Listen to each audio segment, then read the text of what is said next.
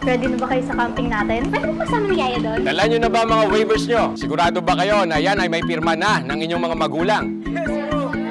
Dapat lang naman na maging matapat kayo at magalang sa inyong mga magulang. Dapat rin na huwag nyong sisirain at lagi nyong paahalagahan ang tiwalang ibinibigay sa inyo ng inyong mga magulang. Sometimes yung excitement ninyong mga kabataan, nakakalimutan nyo naman yung rules and regulations. What card naman dadaling ko? Casual, doggles, safari look. Ubat yun.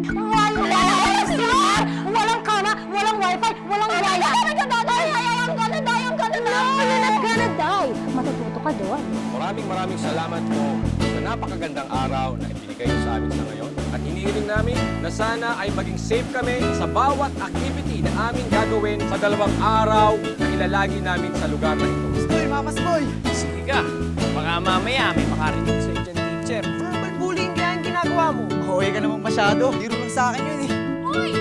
Bakit mo kayo haya akin ng Julia? Kanina ko pa sinasabi na walang signal dito. Ang tigas ng ulo mo. Kaya nga tayo nag-camping to learn to commune with nature eh. Let's go tayo mamaya dun sa may kahuyan. Sige, mamayang gabi. Wait lang natin to ha. Kapag lunas lang.